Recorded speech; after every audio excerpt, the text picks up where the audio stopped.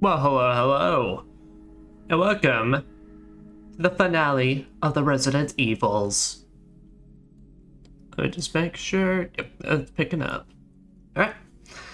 So, we'll be finishing up Chris's campaign today while showing off a bit of the extra stuff you can do, and after we finish that up, we'll then play some more Persona 3 reloads.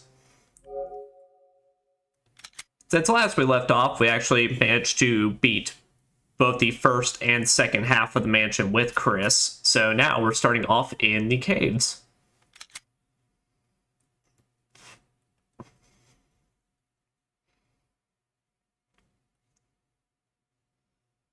Fight your fears and survive.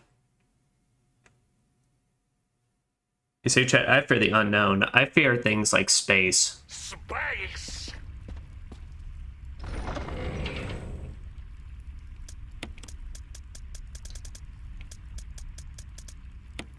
So that's right, we got the Mo disc. We already got the Mo disc, we got our Magnum, and we even went ahead and just did the two medals. So we're pretty much good to go. Good to continue onward in this.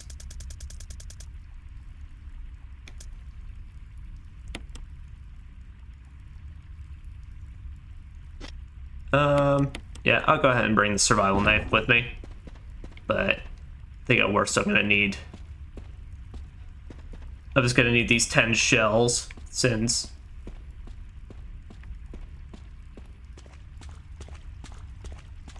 this time around I remember the fact that there is a giant spider boss fight, and it didn't just leave the recesses of my brain.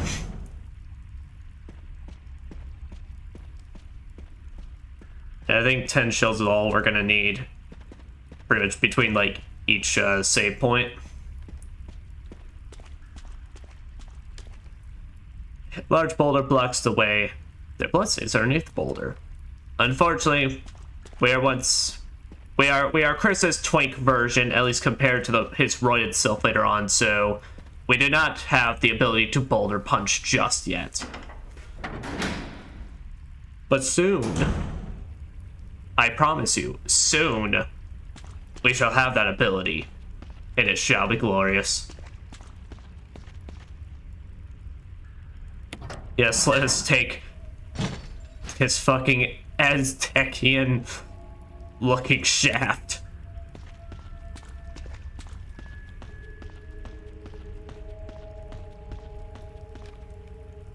And what are you? Handgun rounds? Who needs that when I have a shotgun? But yep, all we gotta do pretty much is take care of the caves and then the laboratory for this session, and then we'll officially be done with Resident Evil 1, besides showing off a little bit of the extra costumes. Enrico! Don't come any closer, Chris. What happened? Double crosser. Enrico, wait. Enrico! Umbrella. Enrico! Wow. So not only Richard, but Enrico just can't catch a break. But you know, it was also quite rude. You know, I just made the joke that Chris was our double crosser, Jills. I didn't actually mean it. Also, bro, what you doing with the crunk? Killed him with just one shot? Who could it be?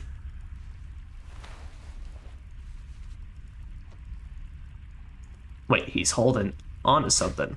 Well, he's not really holding it per se, but...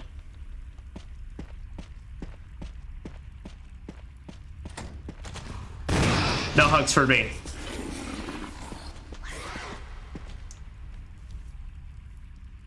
I'm not feeling in the mood today.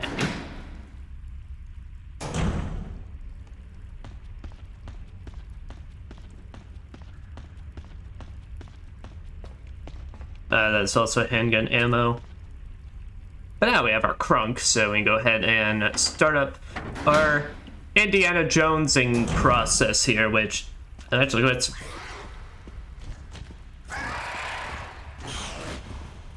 I'll just leave them be. I think they were on a little date, you know? I don't want to be rude. It'd be rude of me to just shotgun one of them in the face while they're just having a nice time, you know?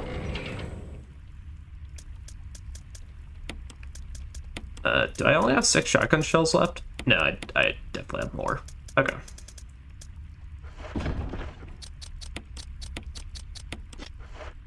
Yeah, I'm only really carrying the healing item with me just given we're on caution, so... We're on caution, so I want to be cautious. I'm carrying the knife since I don't really want to waste the ammo on the spider boss.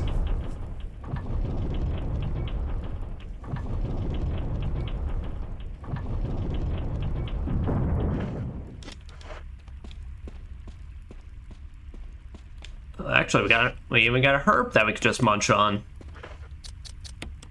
Awesome. I can't remember if it was Resident Evil 2 or Resident Evil 2 Remake or one of these games, but I know, like, I remember one of these games had the thing where it's like, using an herb by itself is actually kind of a bad idea, given there's a chance that it just doesn't work. It might have been Resident Evil 4, maybe. But here is Chris's exclusive weapon, the flamethrower. So, Chris actually finds this thing fully usable before the fact that we crush it into oblivion. So, it cannot be reloaded. So when you see that percentage right there, 100%, that basically means use all of it. Once you use all of it, it's basically effectively just taking up space.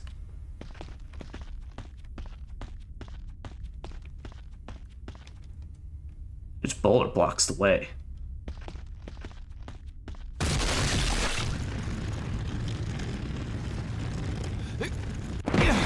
Combat roll.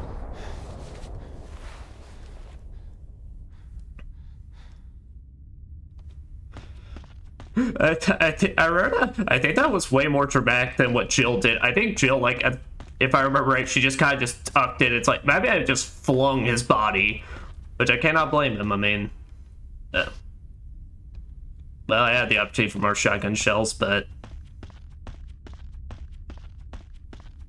I suppose I have wasted it. Which is quite alright. We got plenty, and pretty much honestly, well, I will not complain about more ammo.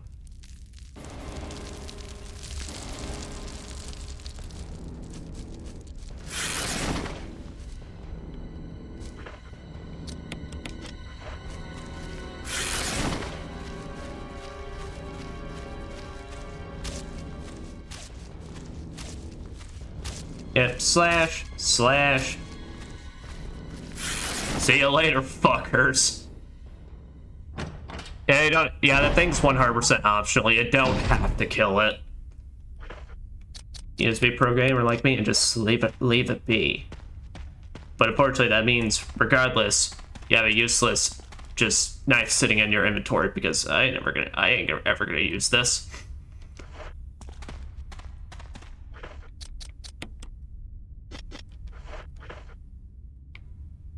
Well, you said the flamethrower? Yeah, so you don't use it from your item menu. You just pretty much just interact with the actual bars and you'll place it down.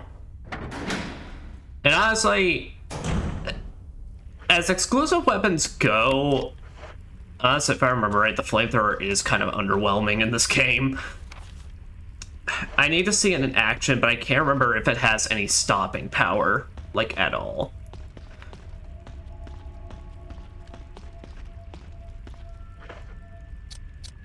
Because I want to say not really. And also, not to mention, the problem is, well, if you remember from Jill's scenario, that flamethrower is eventually just going to have to be just like left here because of the fact that how the puzzles run and all that.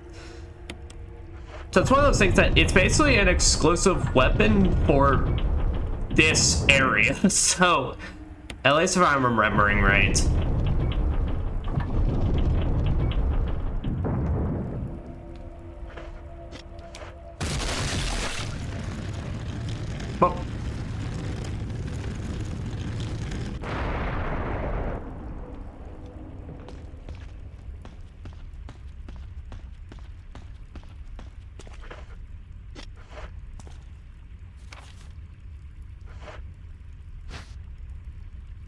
First aid box? Sure. But what we rocking in here? Ah, can of first aid. Yeah, but last time around we also got to meet Chris's companion character, Rebecca.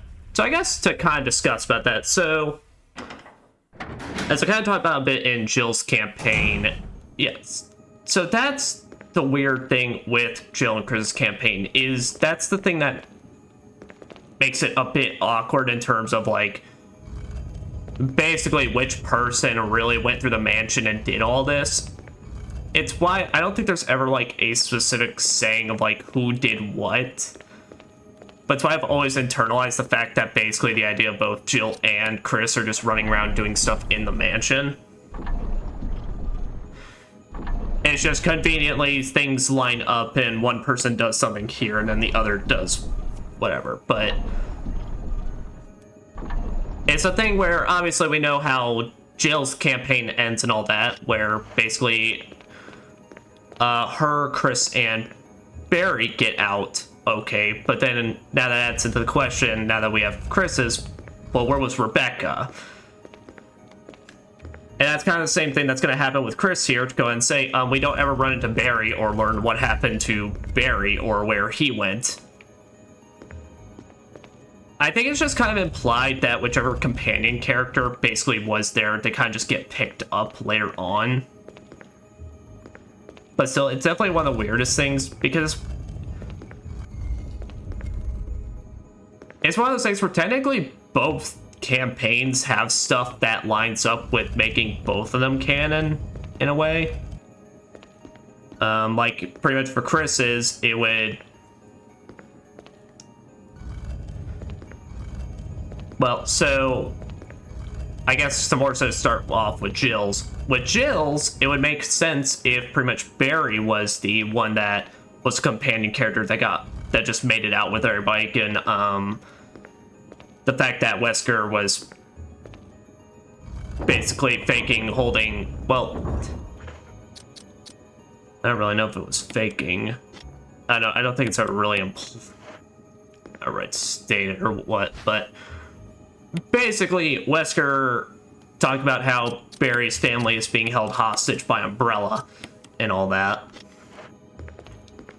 But then in Chris's side, in Chris's side of the story, it kind of makes more sense why Jill would be the one that's entrapped in the room at the end of the game that we have to save her from, given her and Wesker were together at the very start. So it can kind of be implied that, well, of course Wesker's a massive douche nozzle, so he probably just tricked Jill, got her entrapped, and then held her at gunpoint, got her locked into the room. So it's a bit odd. It's always been like one of the weirdest storytelling aspects of this. And I'd say ultimately Jill's probably happened, given, like I said, it would make more sense in terms of the plot with Barry and all that. And then Rebecca at some point just made it out and just got picked up later on.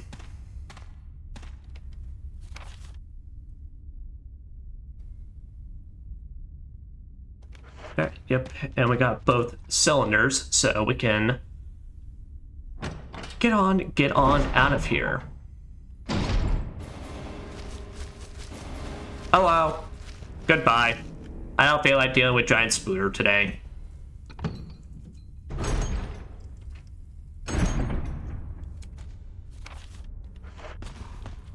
I don't feel like dealing with you either. Oh, shit!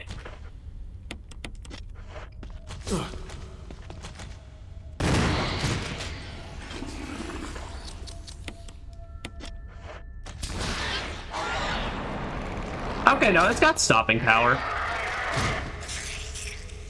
Never mind. I remember it not for some reason, but I'm also, it might totally be remembering another video game. But yeah, but that's a problem. So you saw how much damage that did and how little I held it, and now it's at 62.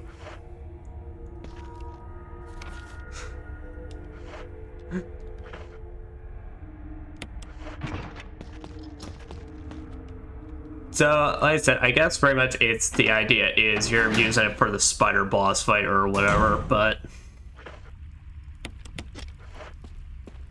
I don't know. I can't remember if we get it back or get a new one later on, but that's a flamethrower. At least I was proven wrong in the fact that it does indeed stop things. Maybe I'm remembering Dead Space 1's really shitty ass flamethrower. And one original. The one in Remake is actually really fantastic, so it's like it's the one reason I tell anyone if you're gonna play the Dead Space Remake, at least play it so you can get a way better flamethrower. Being that shit, you can set like a giant flamethrower wall that just burns enemies wilder if you can entrap them.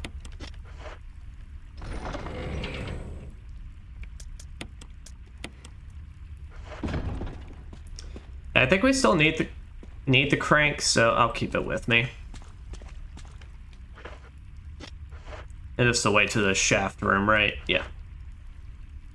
We got, if I remember right, we got 2 hunters in here, so I think I can book it past them, though. Later!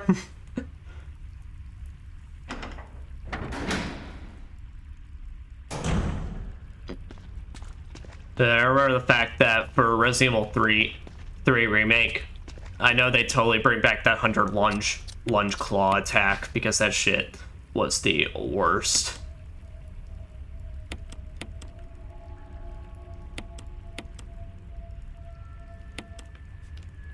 Now can I get that? Okay, so now let me take a second to analyze this.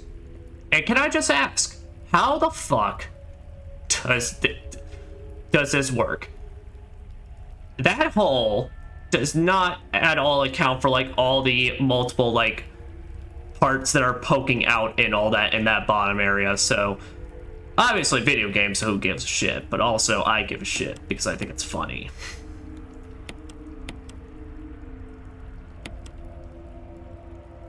Four, 2, 3, 1. 4, 2, 3, 1.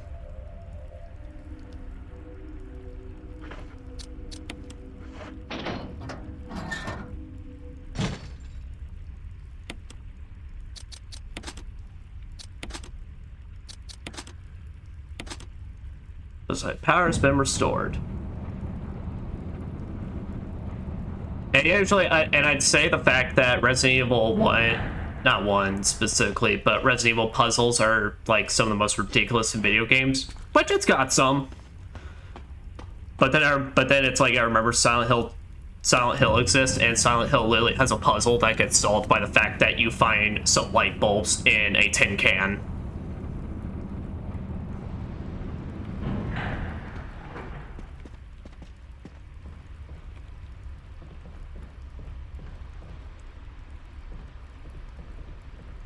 Well, this time around we don't have a bear that's gonna take the ride away from us, so it's definitely a thing about Chris as well. It's definitely a lot more of a lonely journey, which I mean is fine. Turns out the atmosphere works quite well.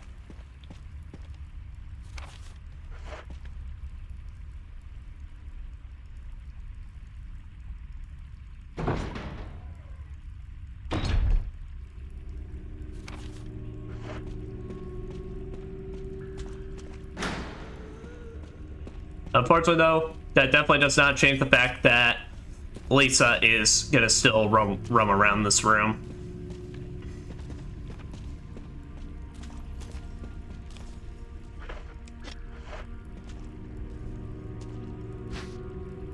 Herb.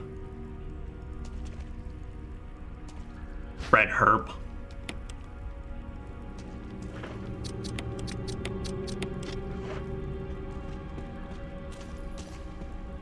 Do you think that red and green herbs actually also help with getting you super jacked?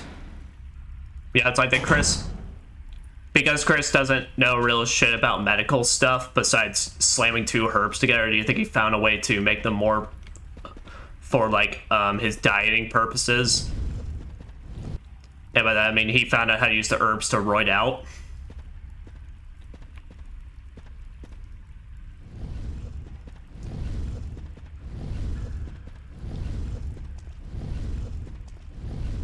But I'm definitely part of that crowd that I really want a Code Veronica remake. The Resident Evil game Code Veronica remake since... But firstly, I think it's Code Veronica. I'm sorry, I know I threw out the idea that I would love to stream, like, the original games. And I'll definitely feel like maybe at some point I'll stream Zero, even if that has some problems or things I don't like about it. I am never streaming Code Veronica. Resident Evil Code Veronica, genuinely... Oh. My little computer's gave me a notification and took my attention away. Code Veronica, genuinely, I just despise in a lot of regards. I found it extremely boring. Wait, what the fuck? I can climb up here? I forgot about this. Oh. They just had some candy lying up here. Magnum rounds? A grenade? And a ammo type I don't give a shit about anymore? And a grenade? I forgot about that little stash. I wonder if I've missed that in Jill's. I think I did. But no, Resident Evil Code Veronica, genuinely, that game needs a remake because I just... Compared to all the other games, I think it has one of the least fun, like... places to explore in the series. Like, in terms of... Because that's still the game that has the style of... Find item, run around... place item here, and then unlock more of your set location as you go. But in Code Veronica, it's just so fucking huge and annoying, and there's a lot of sequences that just make it obnoxious to do anything. And not to mention, in that game... Oh. It's broken. Well... Someone really came down here and just...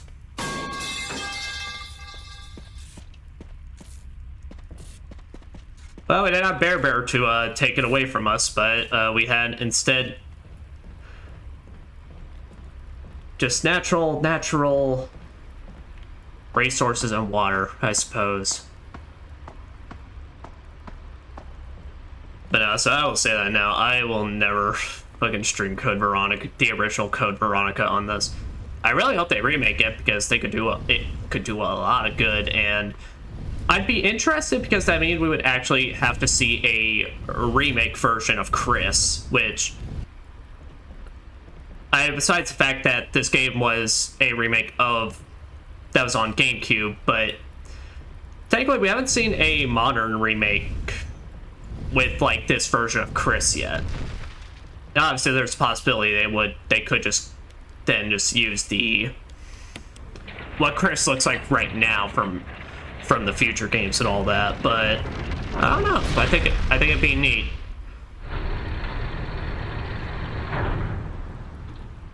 And on top of that, it's the actual like continuation of what the hell happened to Wesker and all that.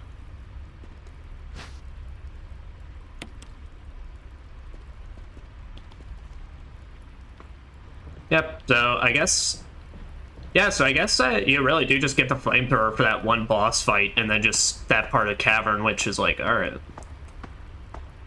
I mean, that's neat, I suppose. It's just... I don't know, compared to Jill's grenade launcher, it seems a lot less... I guess... unique or something? I don't know. I don't know the words I'm trying to find.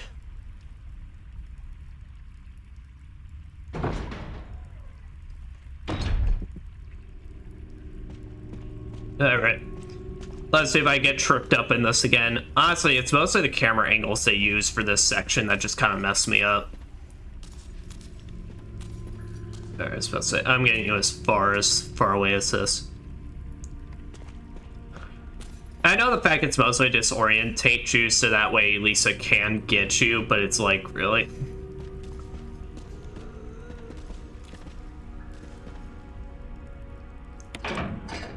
hit the lever. Yeah, because remember, this is on a time limit, so...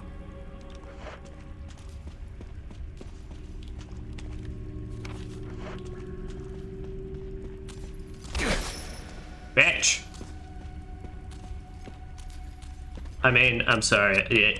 Your backstory is very tragic, and I'm very sorry for everything that happened to you, but I would not appreciate the bitch slap with the fucking chains in your hand. It's what we call rude. I am the one that... You are not the one that... Me.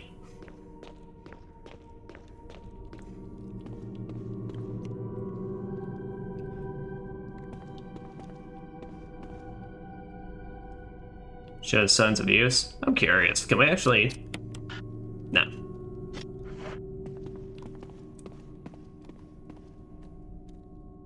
Very still, so they're all faded and worn.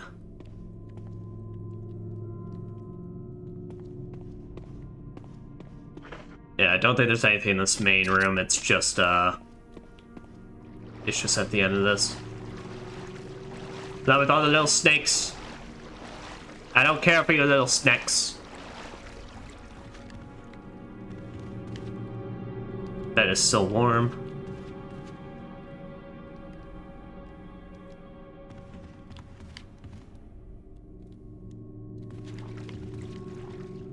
Yep.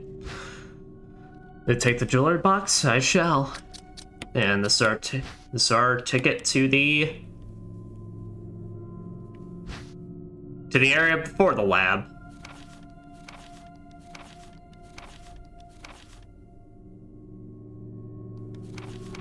Yeah, this is talk about the expose they did with the virus types.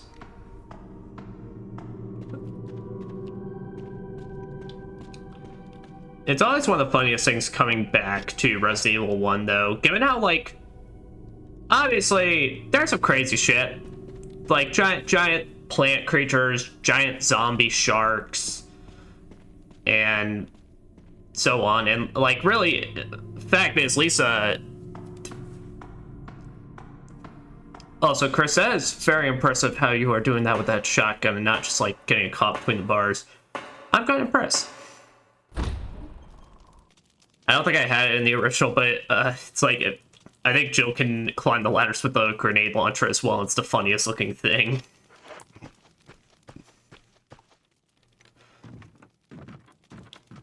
But all things considered, like, the kind of, like, monsters and stuff you do encounter in Resident Evil 1 are rather tame, is a word to put it, compared to what the rest of this series becomes at points. Alright, we're officially done with the crank now.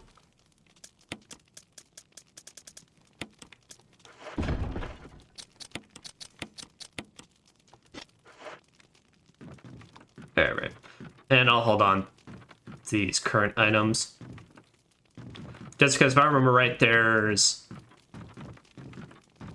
After we get back and take the second emblem, which actually I should make sure if I have a slot open for that, there should be an item box in that hallway before we fight off. Well, fight in quotes with Lisa.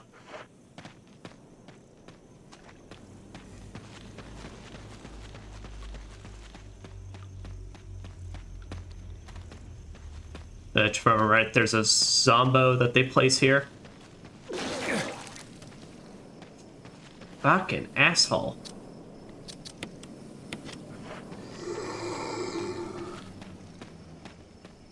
He vomited all over my nice vest.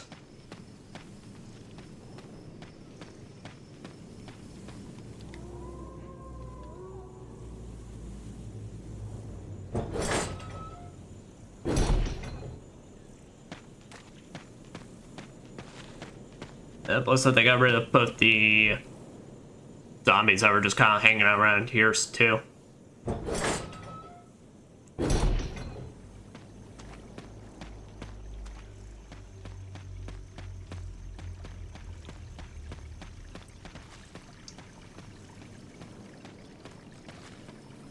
So I think for the lab sequence, I'm probably going to try and actually, since we got we got the ammo for it to make it work. I'm probably gonna shotgun my way through at least most of the starting lab.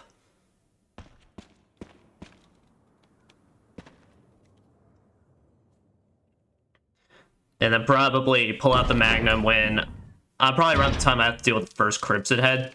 Though in Crimson's case, I actually probably could bring the kerosene with me. I don't got that many slots, of course, but I got enough to make it that I could just make it work.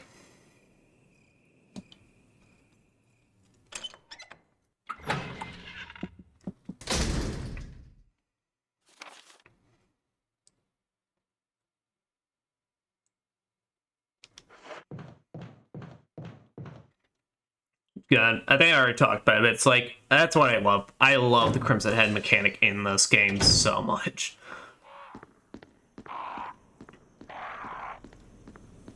It's I genuinely really wish some other horror game would bring it back, because if there is one, it's like I would fucking love to. Because even though it's like a fantastic mechanic in this game, the fact is, second half of the game, the Crimson Heads really don't become that big of a deal because, well, and this isn't even exclusively Resident Evil 1's fault. And that's because, you know, I don't set out the mission to kill everything in my way. I do conserve ammo where I find I can and all that, but by like second half of the game in either campaign, you got more than enough ammo to deal with them.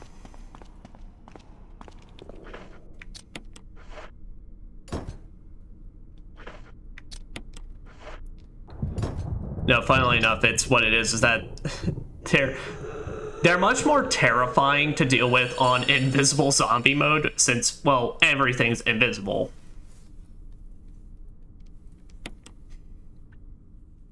And so in that mode, it's actually genuinely one of the worst experiences. Like,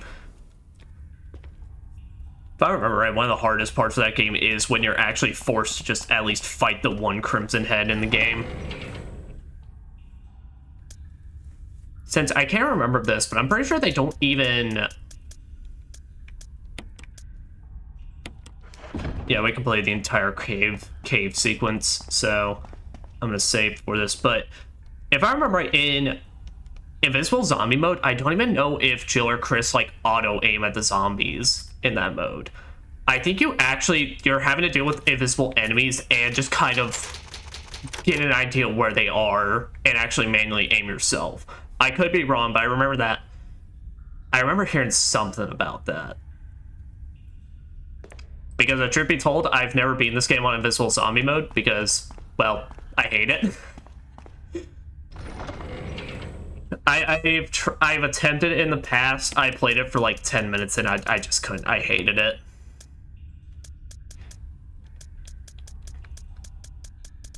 And for this sequence, I just need to bring in my full heals with me. Which we do got plenty, so.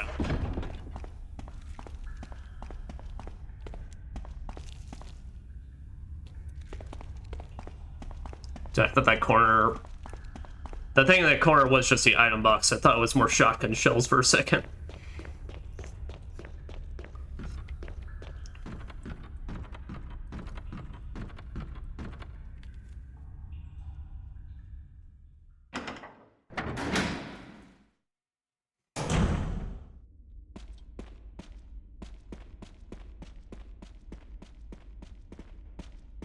Shall we delve deeper into the pits? I believe we shall. You're a bit of a mess up. Chris, take a piece of the action. Yeah, sir. Yeah, so you don't even get an establishing cutscene for this. It's just Wesker's just dealing with Lisa.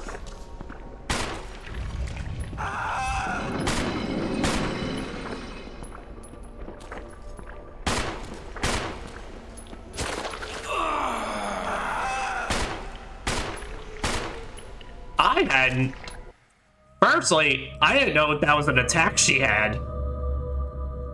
Secondly, I never knew you could actually just get launched off the ledge. Help! The more I have been replaying this game, I've been replaying this game for like fucking since high school, and I'm still learning new shit. God, I love video games. Yeah, I have never seen her do that fucking like back attack thing. Because fear can't kill you, but a shove certainly can. A fucking...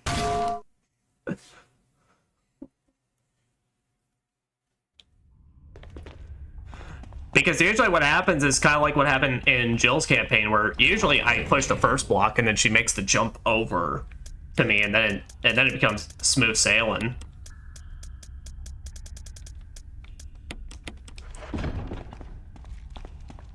But, man, I just got to show something off.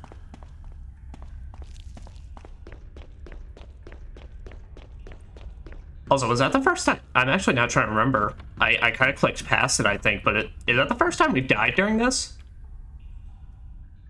If so, then pro gamer.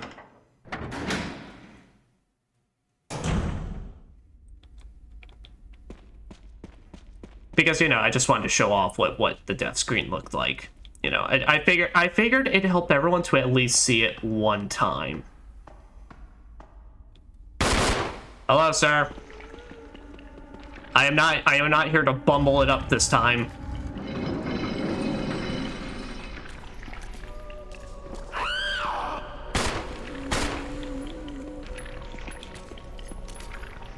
Well, now you're too close. Ouch! And she can knock them off herself?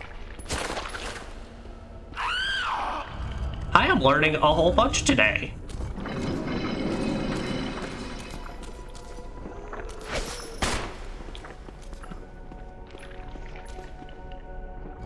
Alright, hurry up. There we go.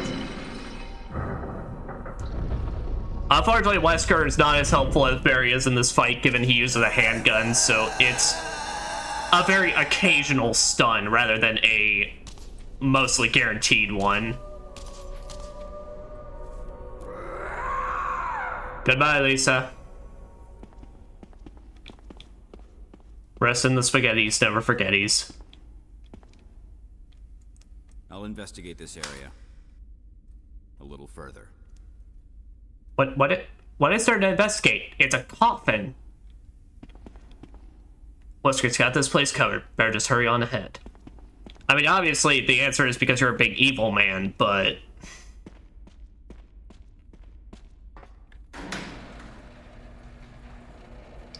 wait, shit, is there an item box I can use?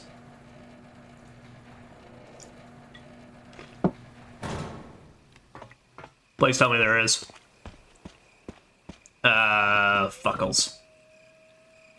I forgot.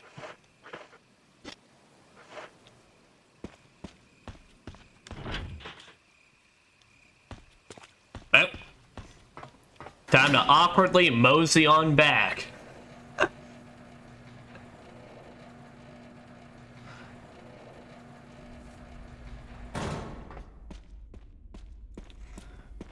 At least it's fun. At least this isn't like Silent Hill or like any other game where we can... Wesker, do not mind me. I'll be right back.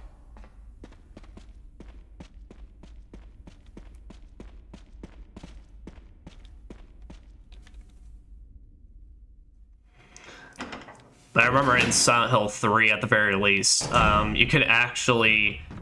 I don't think you could do on easier modes. I think it was only like on normal or hard mode, but you could actually, if you're running too fast, your character could just go careening off the cliffs, basically, and die.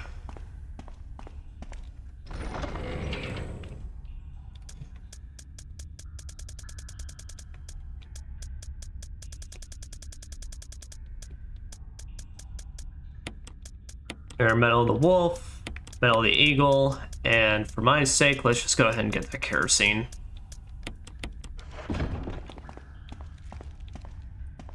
Now onward! This time with foresight.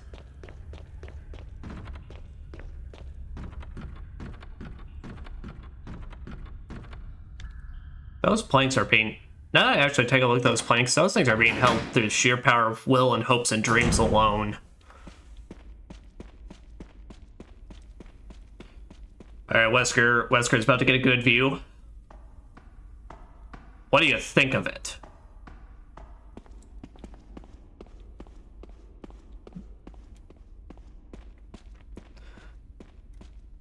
Which I have no clue. So, for every single one of my streams, I post a update on Blue Sky and Twitter in the like morning around before like I get started on streaming.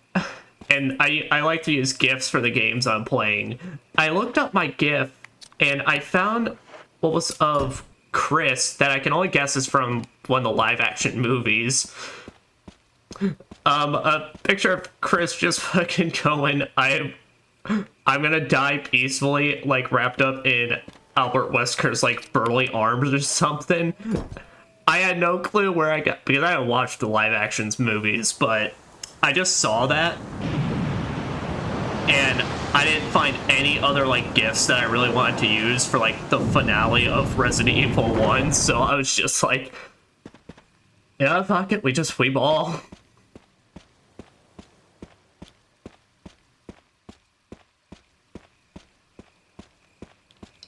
I'm curious though, can you take the metals out?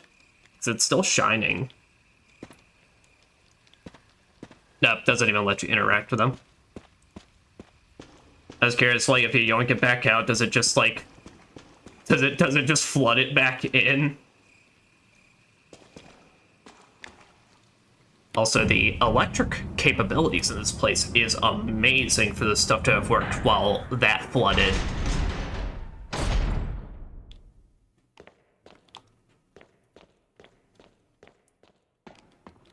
Alright, but it is time for the our final trek through the lab.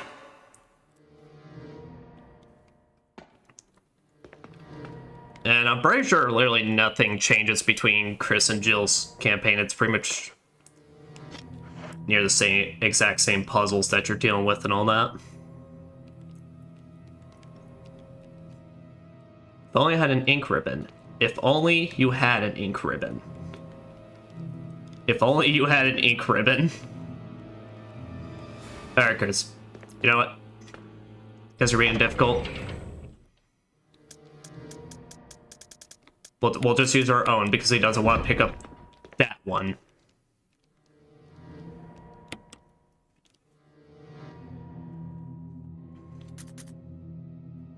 Yep.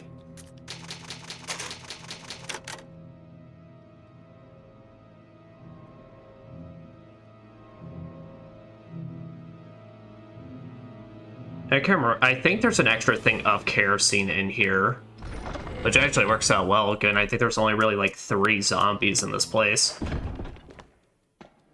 so I might as well go ahead and just murk all of them.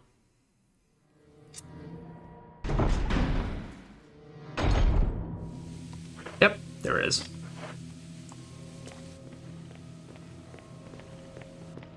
Hello. Goodbye.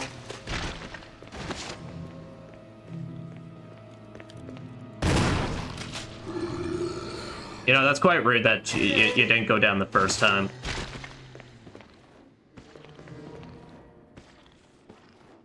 Hello.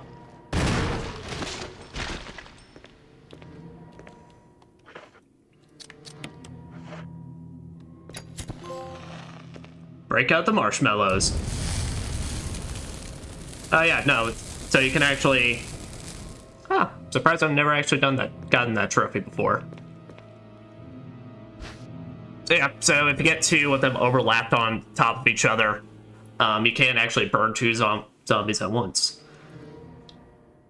So we get ourselves another Mo disc. That one has... Let's see, we had Super Mario Sunshine, we had the Twin Snakes.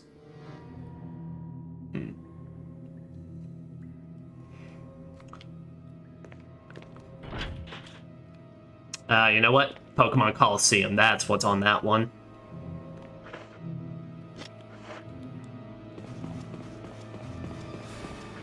Should I go pick up the other Mo disc? Yeah, I'll take out this one zombie and refill the...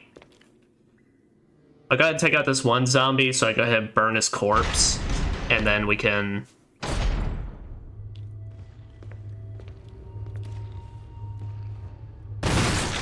There we go. Then we can make the run back, get the other Mo disc, and then...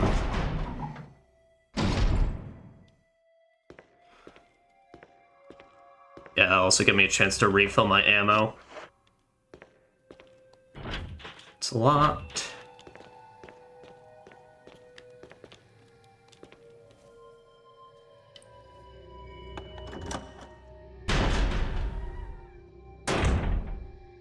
Now, one of the puzzles here, though, we can actually already solve, given we have the ability of foresight.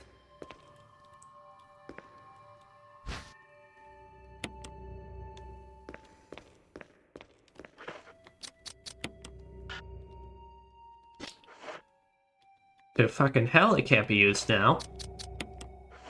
Thank you.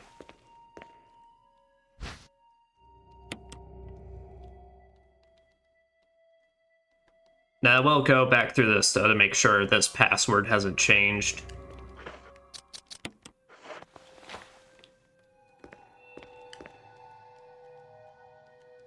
I use, like, place the initials in alphabetical order.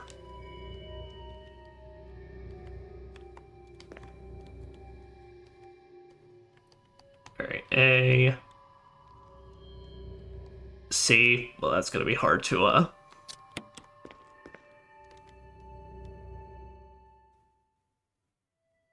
G.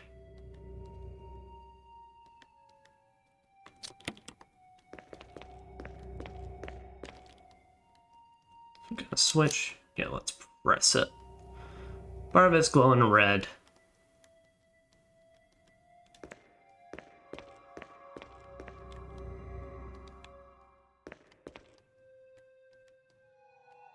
Alright, C.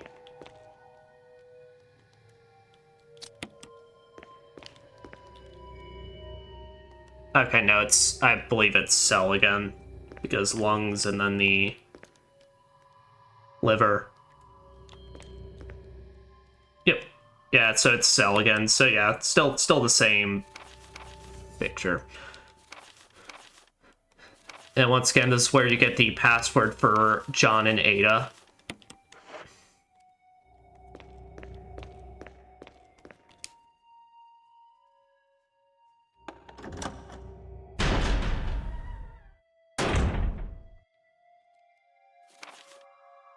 Yeah, so those both of those doors are locked. So now we gotta find the computer room.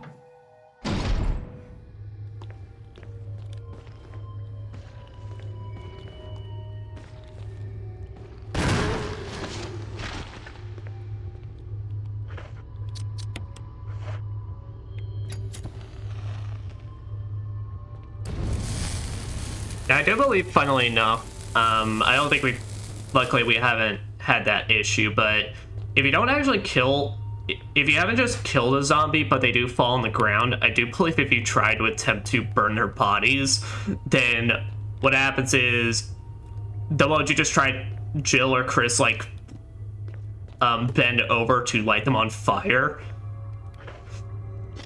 the zombie then just instantly shoots back up.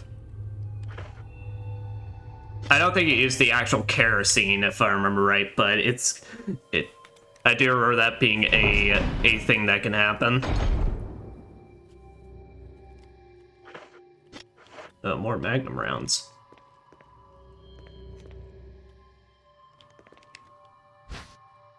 I will not say no to you.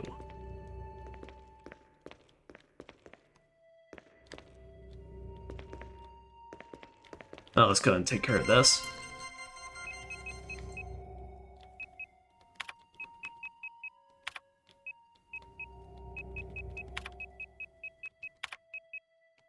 John? Ada. She sounds like a very lovely woman. I'm sure she is just like the absolute swellest.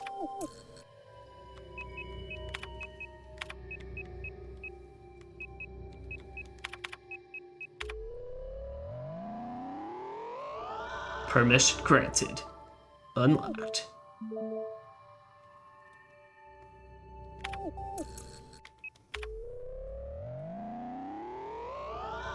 We're in, gamers. Now I do have to say, I do remember though in the original PS1 when you're inputting these codes though, if I remember right, you actually do see a PS1 version of Chris's hands just actually typing on the computer, and when he gets a successful thing, he gives himself like a small fist pump.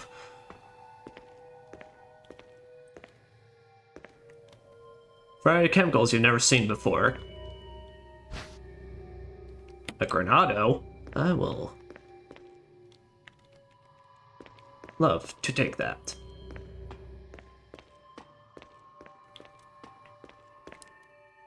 Alright, was that all that was in this room?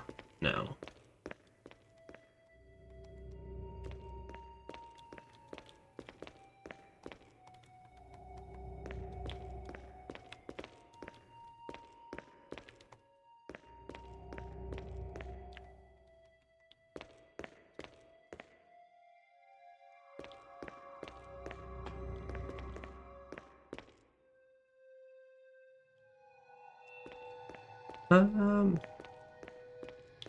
But I have missed something. I don't think it's a key item. Oh, well, I'm more than prepared. If not, then I seal my fate and we'll come back later.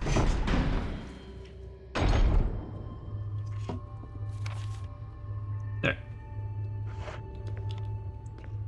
I'll go ahead and run down this hallway though, since it'll give us the opportunity to go ahead and shove in this copy of Pokemon Coliseum into the GameCube.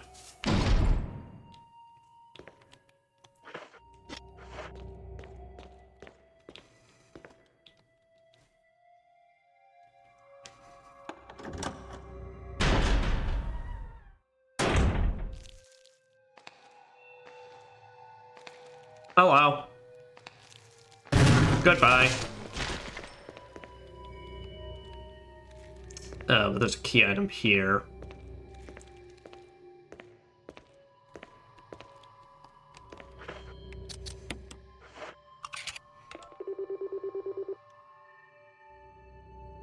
Well, thank God the memory card isn't corrupted.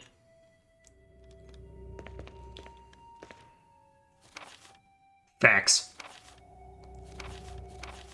Yep, we are at all. All covered in the Jill campaign. And there's my heart attack. There's my heart attack juice over there.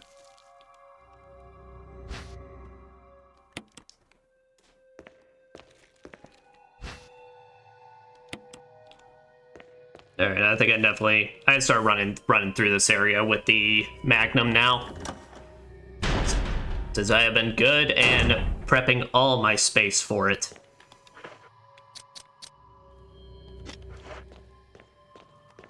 I won't even worry about going back to kerosene his ass.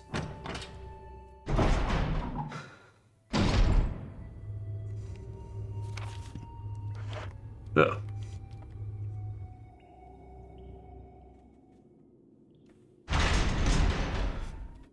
Yeah, at this point, unless hard mode adds some extra chimeras into it. I thought that shadow was something else for a moment. But unless hard mode adds any extra chimeras, I think we'll have more than enough ammo to deal with everything. Still plenty of kerosene left, but just in case.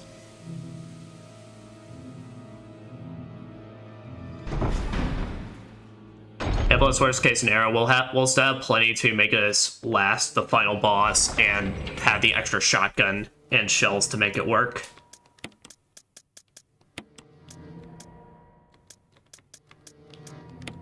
Yep, 24 Magnum, and that makes 30 in total. Yeah, we're gonna have more than enough.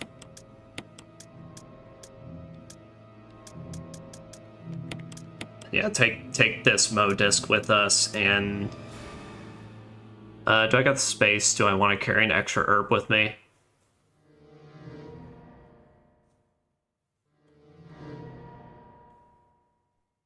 Yeah, fuck it, we will. Oh, yeah.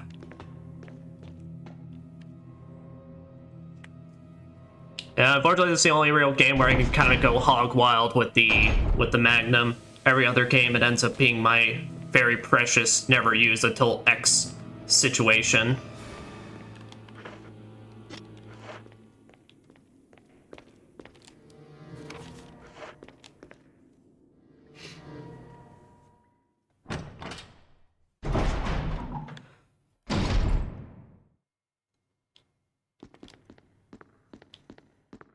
Alright.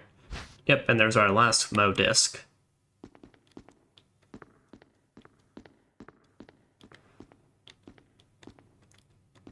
So actually, in Resident Evil 2 Remake, I did actually like the fact that Claire never got a proper Magnum, but it's like you basically turn her handgun into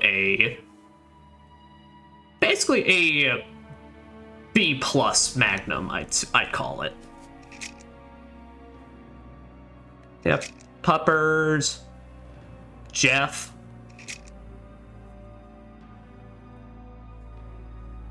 Okay, anything for this one? That's Hunter. A Tyrant? Well, he sounds very lovely.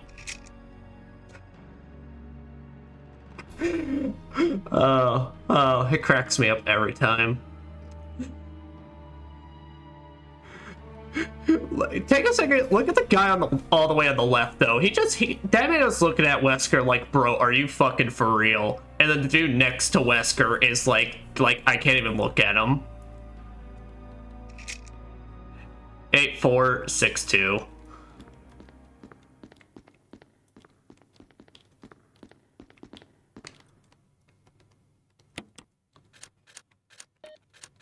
Six, 4, 2. Oh, is it 8462?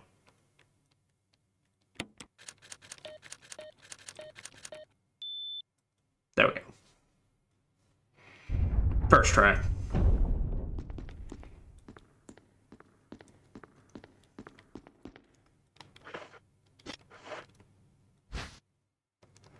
Then we'll take the laboratory key, and then...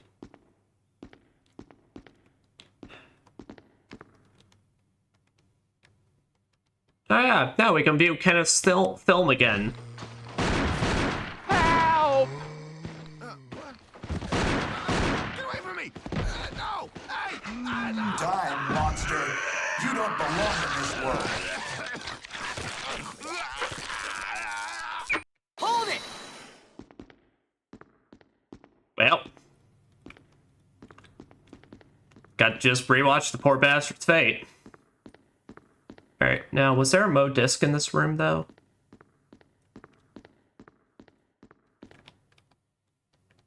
It's a map of the laboratory.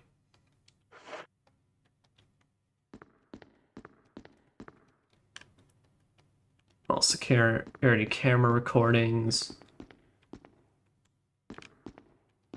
Okay, I think that was all that was potentially in here. No, we don't need to watch Kenneth's film again. Yep.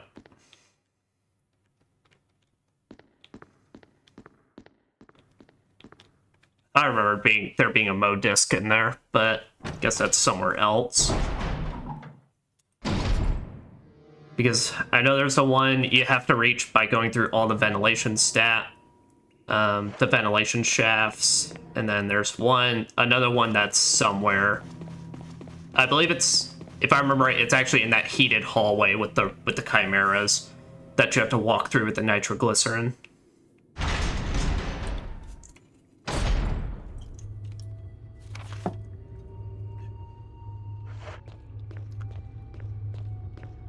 This is like I think this is like the most amount of items I've ever just left like just standing around in a Resident Evil game. Just because that's like I already know I got plenty.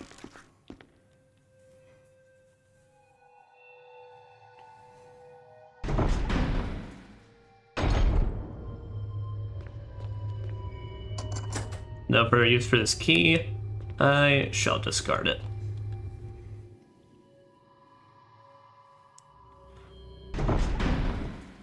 Well, worst case scenario, on our way out, our way out of the lab, I'll try and remember to pick up. I can pick up all those extra shotgun shells and stuff.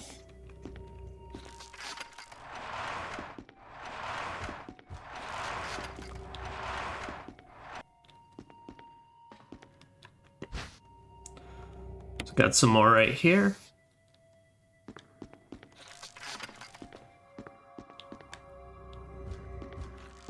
So I also gotta get ready because this is where we can run into the chimeras. That's why I'm also magnum up, so I don't even have to worry about them.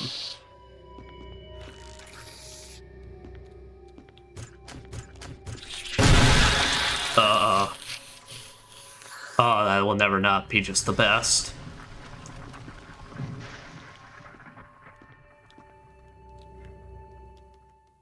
Various precision instruments used in surgery.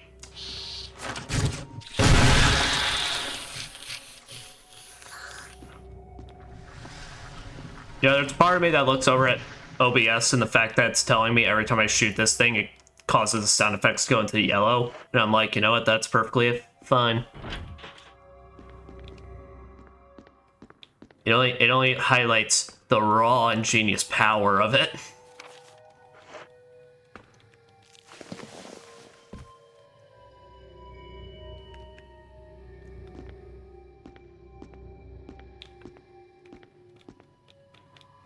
Alright. This one will insert our copy of Sonic Adventure 2 Battle.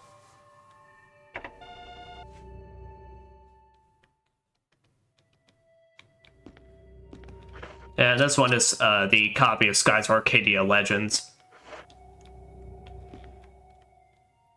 A game I wish Sega would acknowledge exists again, please.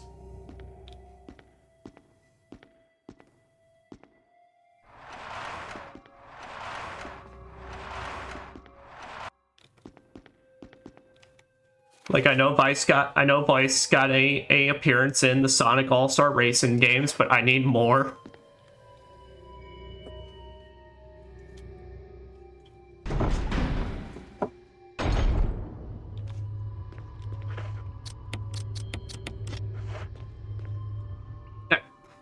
That we're in the second half of the lab.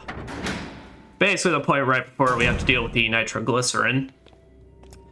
Yay.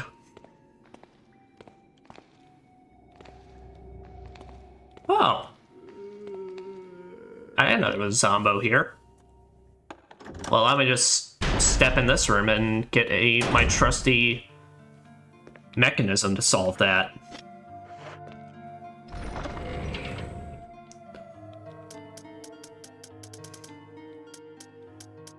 Won't take but a second. I just want to talk.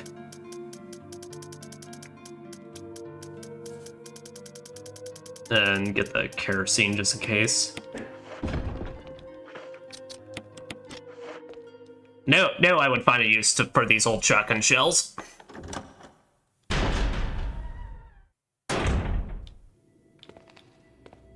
Hey, what's up, buddy? Goodbye. Any more? Oh no, that's just the hallway that leads to the abyss. Hello. Goodbye. Any more? Also, I do not remember encountering the Nakey zombies in Jill's campaign. So I wonder if that's just a hard mode exclusive thing. I know they definitely added more zombies in here for hard mode, but...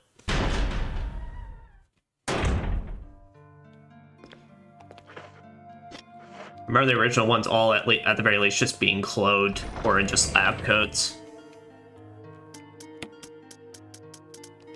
Alright, there's that. We don't need the kerosene. We got our Magnum, and we got our copy of Skies of Arcadia Legends.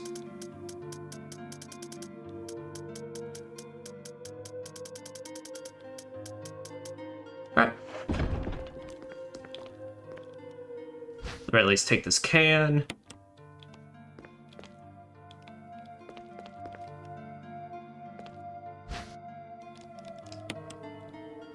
More of the shotgun shells. but we'll pocket those. Yeah, no, even if I somehow end up missing a bunch of my magnum shots, I got more than enough shotgun to make up for it, so. As like, Chris don't got a grenade launcher, but they make it up for just stockpiling all the guns he does get.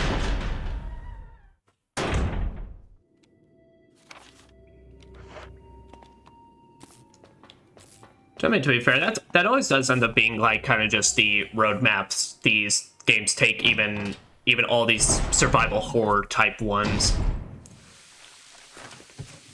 Yeah, the action games, the action Resident Evil games or whatever, those of course, like, those are...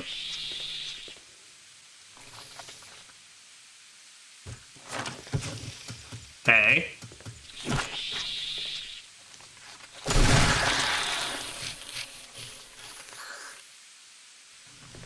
Grody.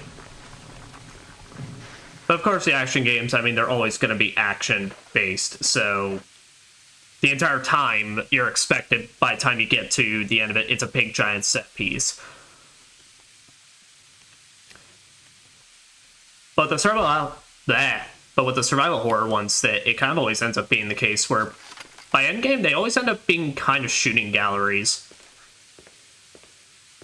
The only one I can actually think of that really doesn't become a shooting gallery by the end of the game, at least, is Resident Evil 2 Remake. By that game's laboratory, it's actually still fairly, like, consistent with everything. In fact, they even introduce a new enemy type that encourages you being precise with your shots. Or also just setting them on fire, whichever works for you.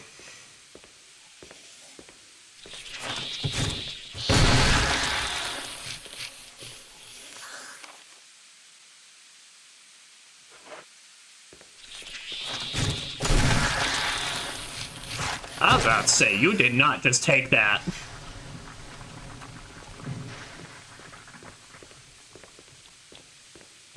Oh, ew, I never noticed they leave little maggots. That's disgusting.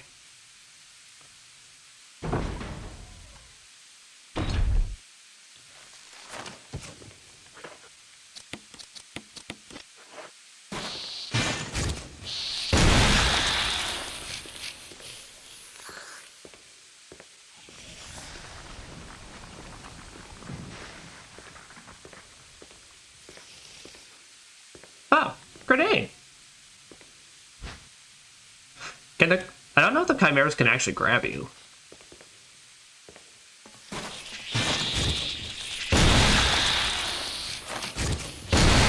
I do not want a Manon flaw.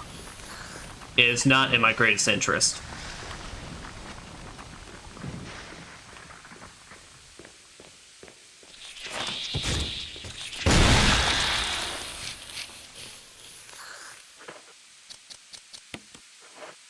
And with that, all our GameCubes have been inserted.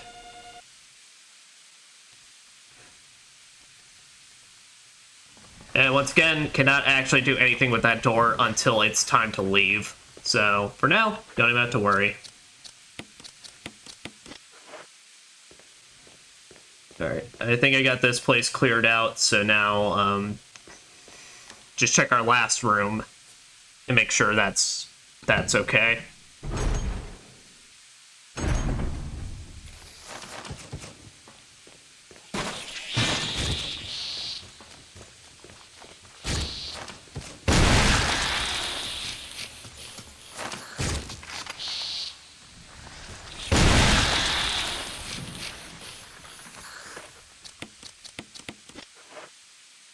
Alright. We are good to go. Thing besides that, only other thing we have to worry about is the Crimson Head, but that's not going to be a problem. I'd say bait the grab. I'd say all I would do is just bait the grab, but unfortunately they tend to claw at you a lot of the time. Either that, if they're going to grab you, most of the time I notice it tends to be when you have your back to them, which you can't use that to break out of it.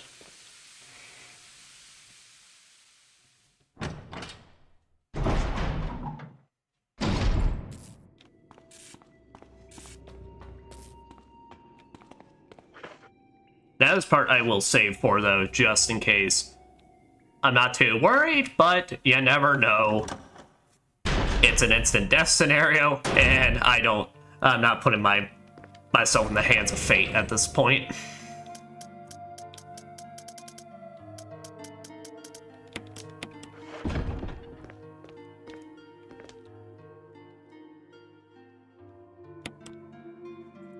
I do honestly find it so funny, though, how... When it comes to Resident Evil 1, I just do not organize my item box at all.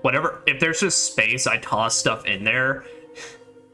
I find it so much more funny compared to whenever I play Resident Evil 4, and because that game has item Tetris, and I love item Tetris.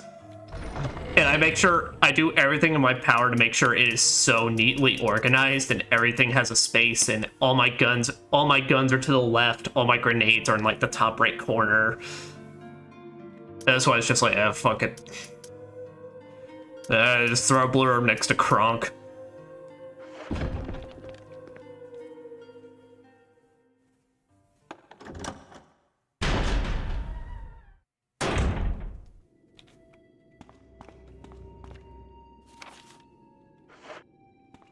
Ugh, now I want to play that puzzle game that I hear is just RE4 item Tetris. It came out like a while ago, I don't know what it's called, but it's just a whole game dedicated to basically Resident Evil 4 styles inventory.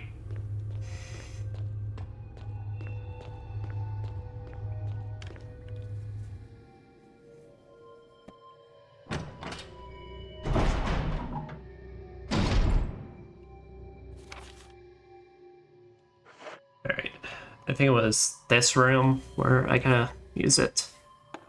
Use it. Nope.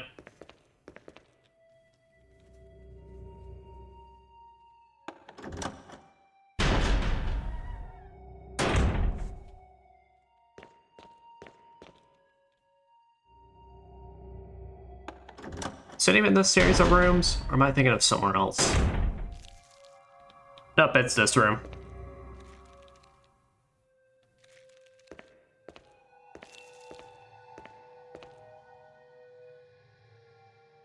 What?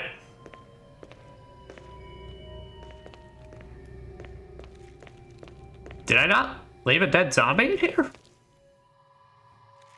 I thought I did. Go me, I guess.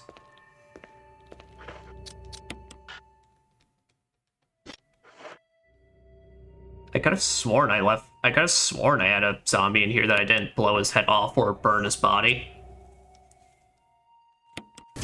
Unfortunately, let us set the capsule in place. The fuel supply capsule. Main ingredient of this fuel appears to be a nitro compound. Running could result in a fatal explosion.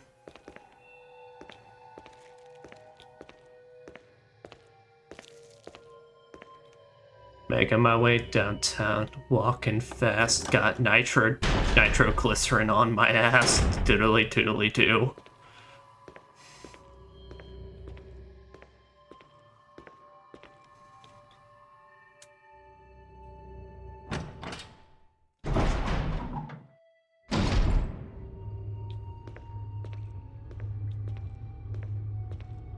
Though, for shits and giggles, whenever we finish this playthrough, I should totally just show what the effect looks like for the nitroglycerin, because it's actually quite funny.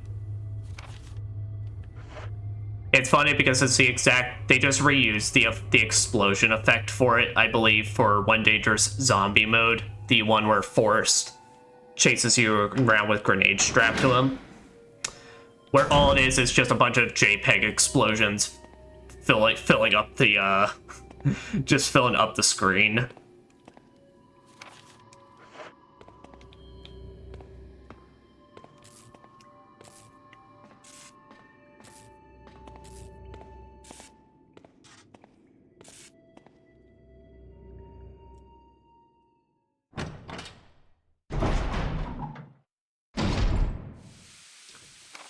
Alright. It's down this hallway.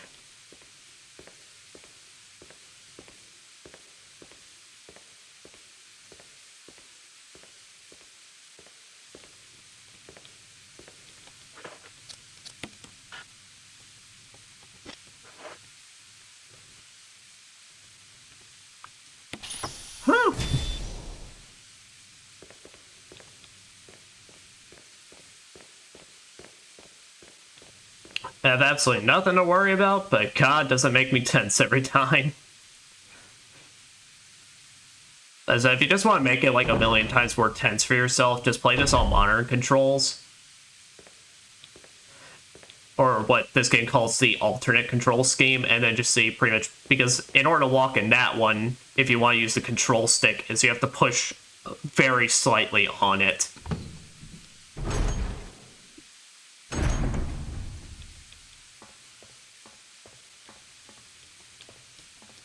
Alright, self-destruct mechanism, it's huge.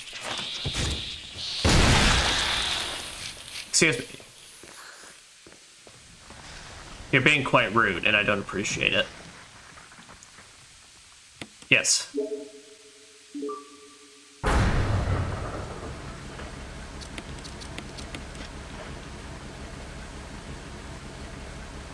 Alright. And, well, we already know a whole lot of trouble is going to be coming up in that main elevator, so let's get ourselves geared up.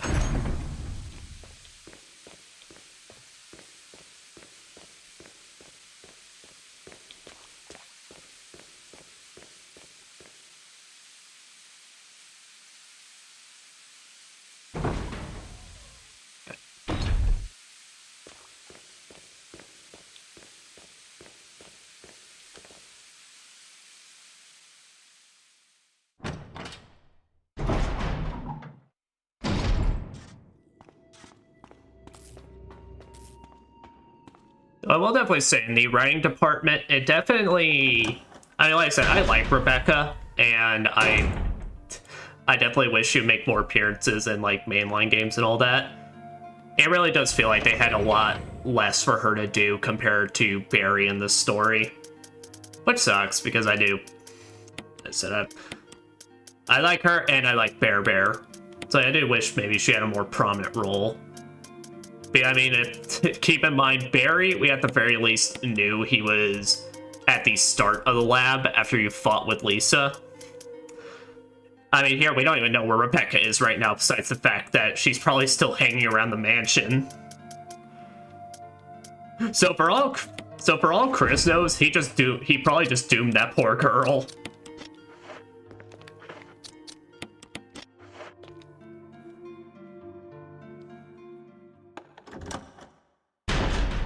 And I'll save after the fact.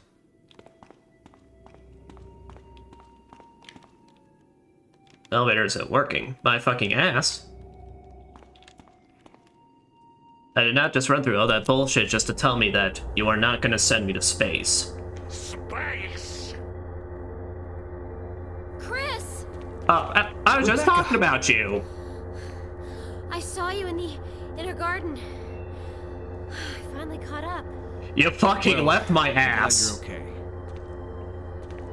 No more following. Just stay with me, kid. That's my plan, sir.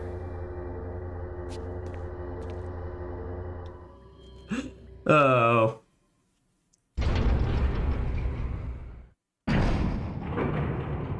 Oh, good old Chris.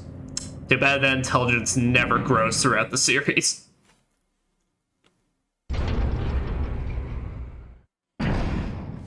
He's a really good fighter. It's what he knows. Oh god, but I don't think that's like remake lore uses it, but I need to go back and see the originals, because the originals backstory for Chris, I think, is like borderline insane, because they have stuff like the fact that he was like a full-fledged pilot or something, like he was by the time he was like 18 or something, and a like combat fighter, every professional job and stuff you just couldn't do until like you were basically older of age. It's insane. Alright.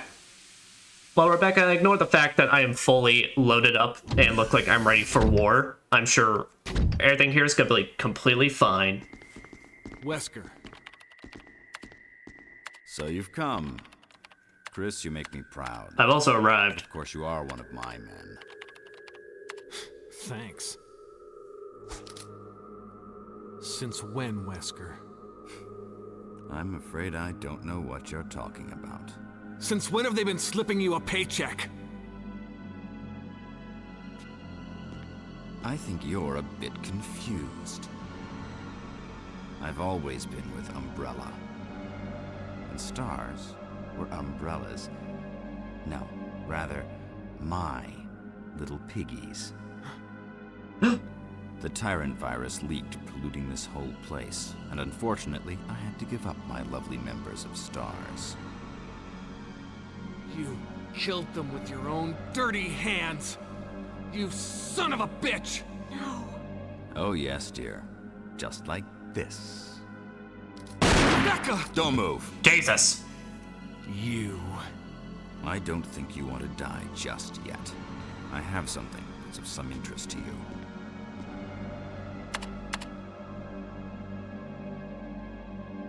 Hey, Rebecca, do you think you just spray the wound a bit? Are you still conscious for that?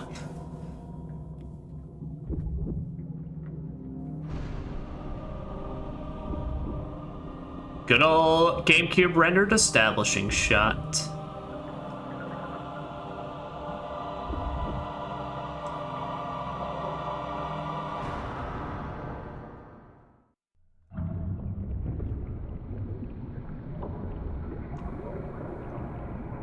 You know, thank God you guys made his weak point extremely Ultimate visible. life form. Tyrant. Well, actually, that's Shadow, and he's getting his own movie. Wesker, you've become senile. Chris, you'll never understand. It's magnificent.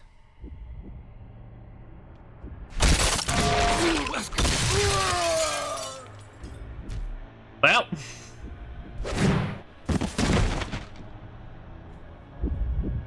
Same shit, different story.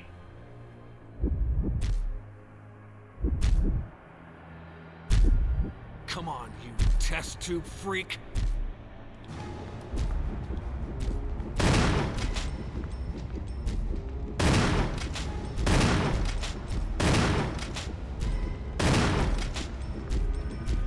I've always thought he's not very... It's not until his outside form where he's a lot more aggressive, but... Now, I do gotta be real, so I never played the original PS1 games, but I do know about the cutscenes and all that. If you have not seen the PS1 original, please watch the version of that in this cutscene. It is hilarious, because Chris does the same thing where he begins laughing at Wesker, but then Wesker, like, as if he's a fucking, like, elementary schooler, just looks at him and just goes like, "Stop it! Why are you laughing? Stop!" Before then he gets fucking owned. It's the best. Hey, Rebecca, you okay? Rebecca! Chris. It's a good thing you were wearing your bulletproof vest. There's nothing left for us to do here. Let's get moving. Okay. Thank God, it only sounded like... Oh. Resident Evil's so fucking stupid. Oh. What a pathetic way to die. He's holding on to something. Observation note. The discovery of the G virus was in fact 21 years after the administration of the progenitor virus. The prototype parasite, which we had delivered from a laboratory in France, was administered to the sample specimen. Sample specimen took to the parasite without showing any signs of adverse reaction. The lack of any reaction was an unsolved mystery, but now everything is clear to me. The prototype parasite was incubating in the sample specimen's body for 21 years. Then from that incubating state, the prototype suddenly mutated. Evolved. Maybe a more appropriate word to describe it. This observation gave me more insight in my research, though further modification and testing. I was able to derive a method to create the G that surpassed the performance of the T.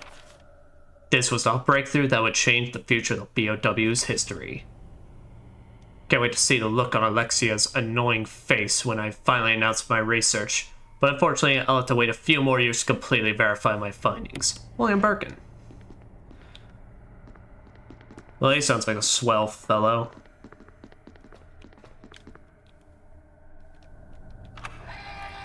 Yep, it's unleashed that lock, and I'm sure absolutely nothing bad will happen.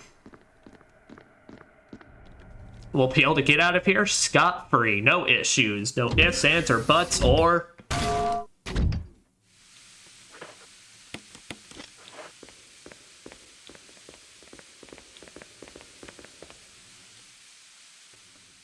Guys, I could probably put up the rest of the shotgun shells since really all my magnum ammo and a fully loaded assault shotgun is probably way more than I'll need, but all I would need. Chris? What is it? I found a file in the lab.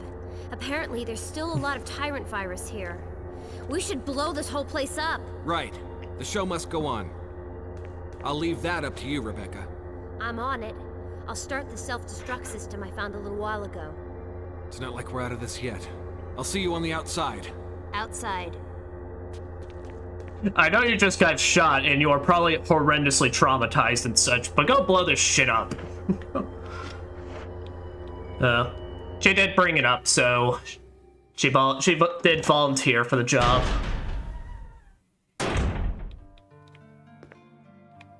There. But also because I do need one slot open anyway, so I can actually get the battery and rocket launcher. But in case some bullshit happens, this will be our last save.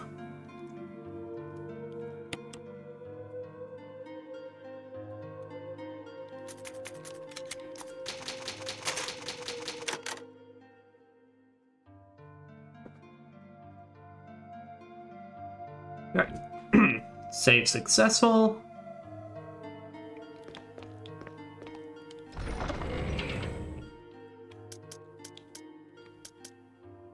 That was the last increment anyway. Awesome. You see, it's all according to Keikaku here. By the way, Keikaku means plan.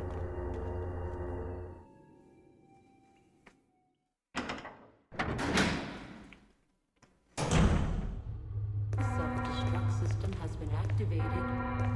All personnel must evacuate immediately. Good job, Rebecca. Activating and releasing all locks.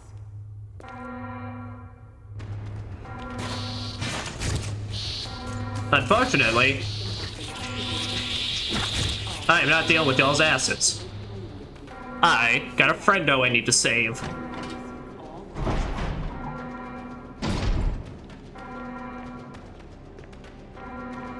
Self-destruct system has been activated.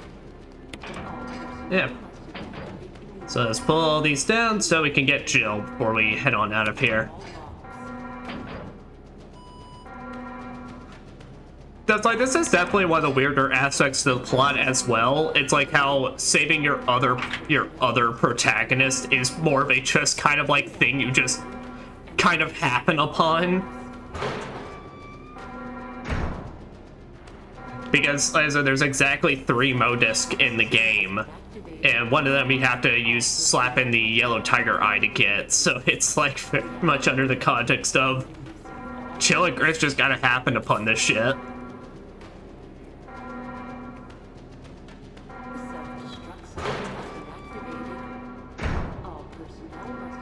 Jill?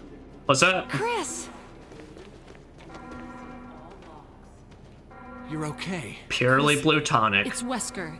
He... I know. But first, let's get out of here. all personnel must evacuate immediately. Activating and releasing all locks. Remember, chat, purely blue tonic. Self-destruct system has been activated. All personnel must evacuate immediately. Deactivating and releasing all locks.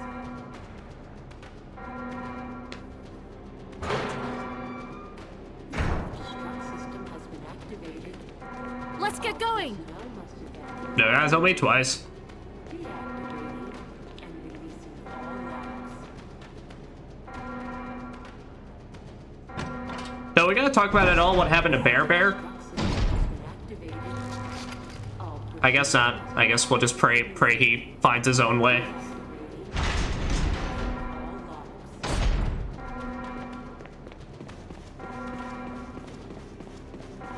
Self-destruct system has been activated. All personnel must evacuate immediately. Deactivating and releasing all locks.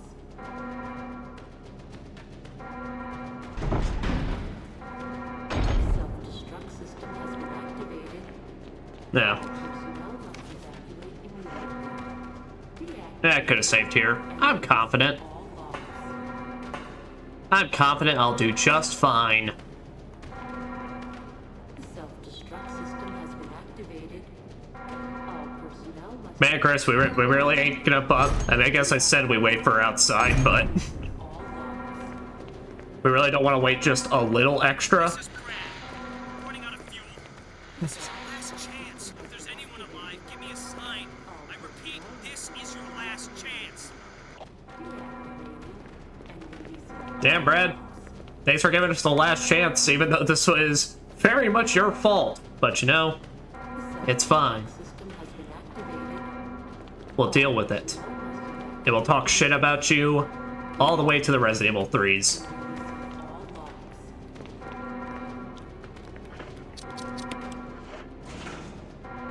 The self-destruct system has been activated. 3 minutes to detonation. The self-destruct system's activated. Yeah, I Good work. couldn't Brad's up in the tell. helicopter. Those things are coming. I'll take care of them. But Chris, you just get in contact with Brad somehow. okay. Okay.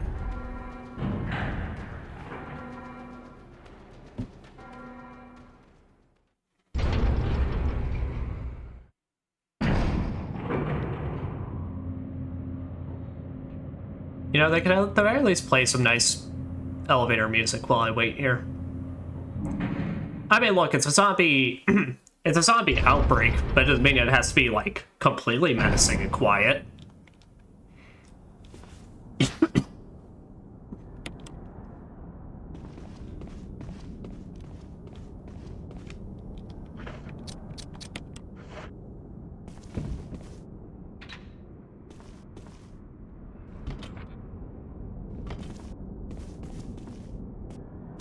Boom!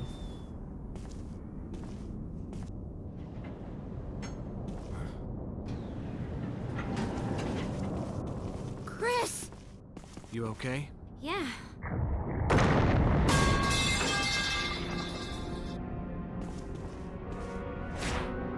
Well. Okay, well.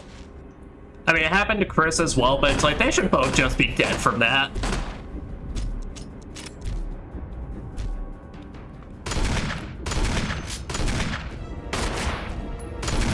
But I mean, it's basically the same fight as last time, so just hit him with everything you got at this point, and be careful of his lunge attack. Oh! Reload, please. Now, if he does swipe at you like that, I do believe that's a grab, though, and does hurt quite a bit. Hey, buddy, hey, man. You know, can you give me a second to grab this? Oh, God. You know, I talked about it for a second. You didn't need to actually do that. Bitch.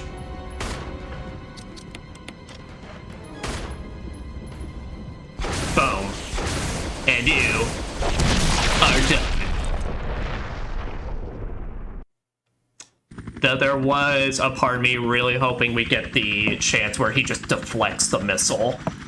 Because it's like genuinely one of like the most shocking things I've ever seen when it happened to me. Because in fact it happened to me while I was doing my run through for the infinite rocket launcher that I got that to happen. And I was just screaming at the screen like, what the fuck, no.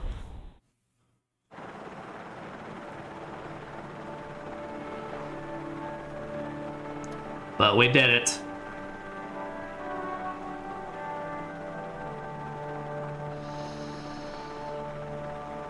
You take your nap, Rebecca. By God, do you deserve it.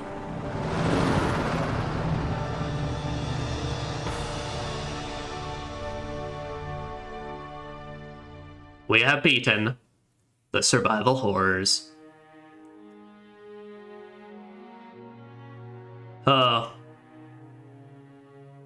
Yeah, no, this game still holds up incredibly well in both campaigns. And of course, I talked about it, and I brought about it as well when I was kind of going back through it. Chris's campaign really is not that bad compared to Jill's. It's just his first half of the mansion is... It's a lot more awkward, and honestly what it is that Jill sets a much better idea for her very first playthrough, given all her additional item slots and everything. I say this because, basically when I first played this game, I started with Chris on my first playthrough, and oh my god, you know, survival instinct will pick up everything. I mean, I'm not just gonna leave it. And it just made for such, just like, an awkward time, just having to run back and forth, getting places. But it's like, it's one of those things where once you get through that first half of the mansion, though, and I mean, of course, it's a lot better when you already know everything and where it is. It's just, once you get through that first half of the mansion, I find Chris's campaign then it's just as fine when it comes to Jill's. I definitely wish maybe they gave him a better, like, extra weapon compared to Jill's not her rocket launcher, her grenade launcher. Because that thing's just awesome. And the flamethrower, I mean, you get it for one sequence and then that's it. And even then, it's really not that impressive. It's just kind of an okay gun.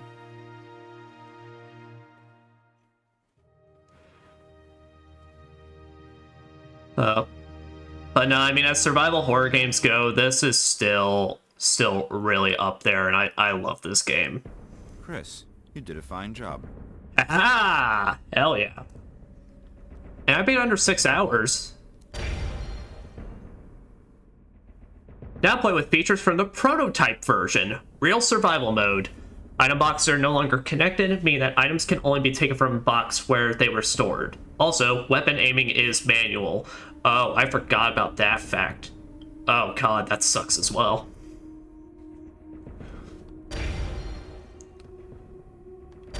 Got ourselves a closet key. Yeah. Now, unfortunately, I forgot to... When I loaded up this game, I forgot to load up from Jill's file, so I'll need to load up each separately, but I do believe pretty much you unlock at least one costume for each when you beat the game, so I'll be able to show off that.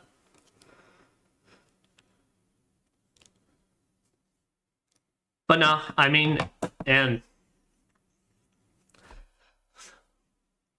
kind of just finish up my final thoughts here.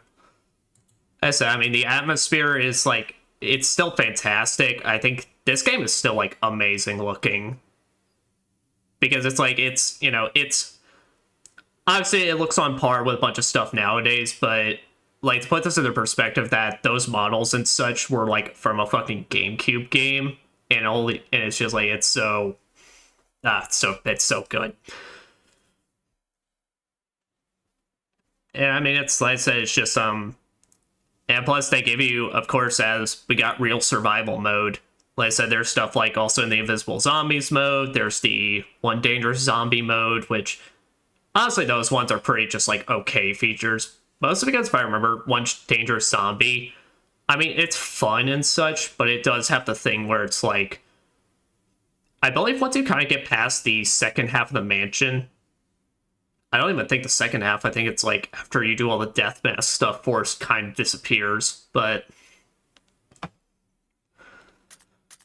well, I can at the very least show. Resident Evil. Yeah, new costume's been added. Okay, yeah, so I'll need to load up Jill's file for it. But when you beat the game initially, you unlock a new costume. This is Chris's. So what this is, I'll play as it so we can actually see the back to the costume.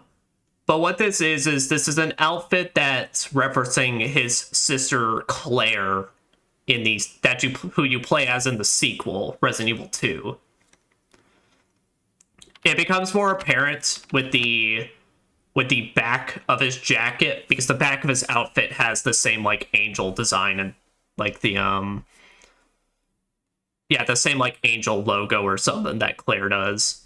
There are only 3 stars. Is everyone all right? It just looks so bad. Where's Barry? Oh, I love it. No. What was that? Now, while I'm doing this, though, I will look up, because I can't remember if there's any more costumes besides Jill and I will this. stay and secure this area. Chris? Take care. Yeah.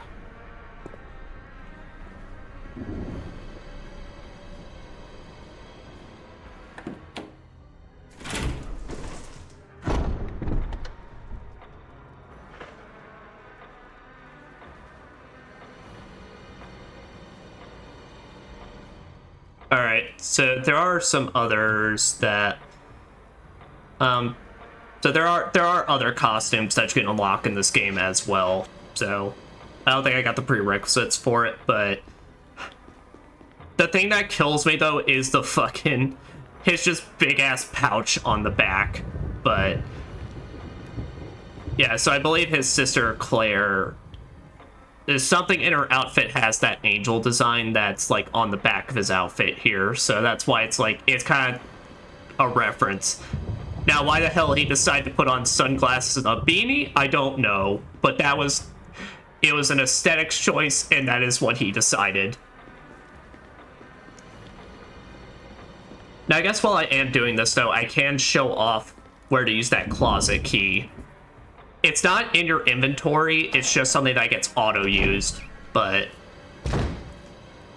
I'll show off where to exactly find that in this game. Also, fuck it, we never did it, so... Here, allow me to show you why knife combat in this game is so bad.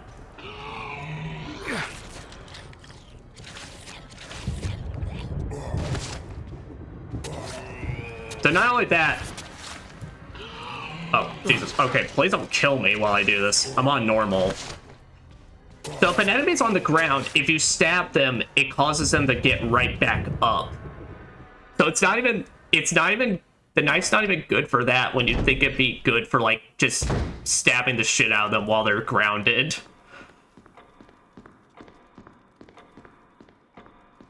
Well, I said, I mean, that's the big thing. You saw, I took, like, 4 stabs at it. Like, at least, like, I hit it 5 times and it didn't really even do much. Like I said, the big thing is this game just doesn't... The knife just doesn't have any stopping power. Oh, God, he almost killed me, actually. Yeah, no, my ass is on danger. I'm in danger.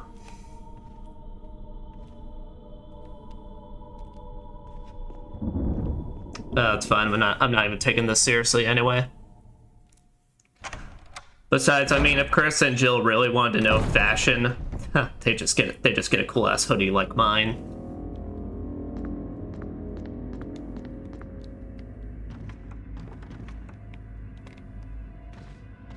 Yeah, I believe it's here. Closet door is locked. Oh. Oh god, wait, is that something? Huh. Well, the closet key, I believe it may actually be something you have to get from one of the storage boxes. So never mind. Either way, there's some way to have the closet key in your inventory, but that's where you would go use it, and it opens you up to this small room where you can swap out your costumes every time. Well, here, while I'm doing this then, we can show off the extra costume unlock for Jill's. And so there's like, basically, the way you unlock the other costume is pretty much playing the game more. So I believe for some of Jill's, it's like you gotta beat the game twice to unlock all for costumes. There's like some of them you gotta play real survival mode for it, and like just beat the other modes and all that. But Resident Evil. oh god damn it! Don't trust me, people. It's scuff hours around here. Because the game senses me. It's that desire sensor that's kicking in. Y'all know how it is.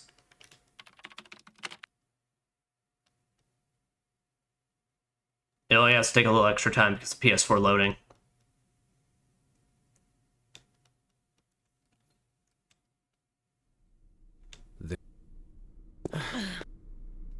Eh.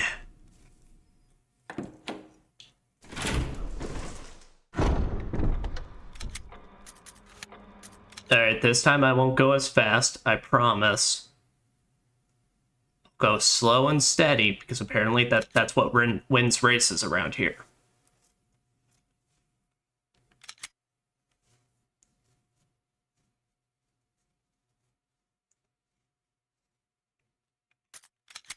Resident Evil.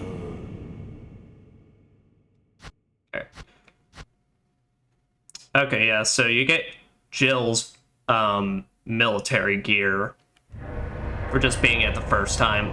So I believe there's her other costume, which they actually should have been in the credits. Her other costume, which I really like, is her original Resident Evil 3 Nemesis design, where basically she's got like the blue tube top with the black jacket that's tied around her waist and such. Now I will definitely say though, the design they gave her in Resident Evil 3 Remake, fucking peak.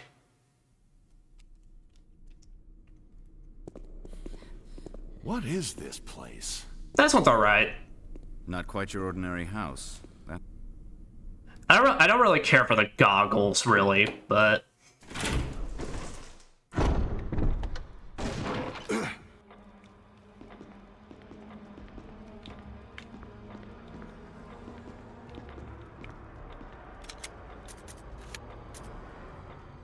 But yeah, so that's how that looks, and besides that, the only other thing I thought about I may want to show off was what the animation looks like if we blow ourselves the fuck up with the nitroglycerin. I think it was this one. Just because I do find the animation quite funny. I've only ever seen it once, and that was also a pure curiosity. In the darkness lies your fears. Also, big boom. Yep, we got that empty capsule. I got that empty capsule, and I got no hopes or dreams.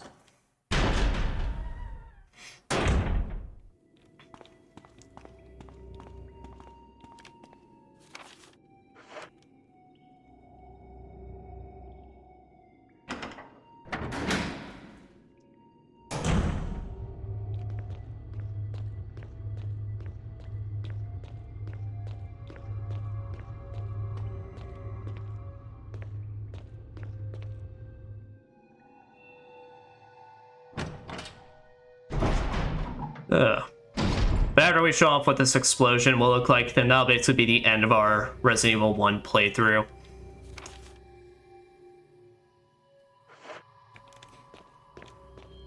Wait. I think it's this one? And after that, we'll transition into playing,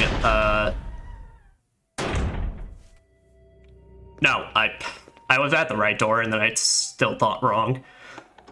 But after we show off this, we'll then transition into playing more Persona 3 Reload, The Answer.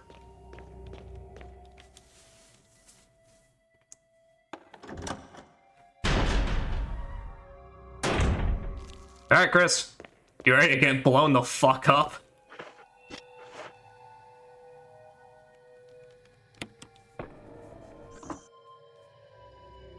Set the capsule in place? Oh, I would love to.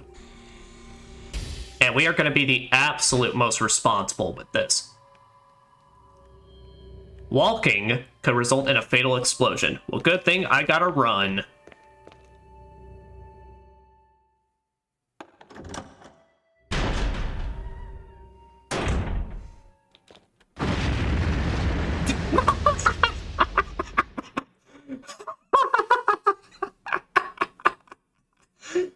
Oh, it's the dumbest. Oh, it's the best. Oh, I love it. Oh, video games are so great. The only better explosions you could find on GameCube is fucking Sonic Adventure 2 and when Eggman was causing a bunch of JPEG explosions behind him. Oh. But like I said, that is our Resident Evil 1 playthrough. This has been a fun time. I mean, I'm excited that I want to do this because now this goes ahead and gets Resident Evil games like kind of on this channel. Just whether it be we're playing it for, whether it be we play some more up leading up to if Capcom announces to a new one, or basically just playing them up to pretty much Spoopy Timber and all that. No, this is a fun time, and I look forward to when we get to stuff like the RE2 remake, because it's been a hot minute since I played that, and I've been looking for a reason to go back to it. So, but with that, thank you all very much for going into the survival horror with me. We're gonna go on break here, and then I'll pretty much. So I'm gonna go on break so it can give me a chance to pop Persona 3 in and everything. But with that, hope everyone has enjoyed the Resident Evil series. We haven't started the series. Has enjoyed the Resident Evil playthrough. This has been a fun one, and I've enjoyed going back and playing through this game. This game's still like high on my survival horror list, and I always have a good time just going back to it.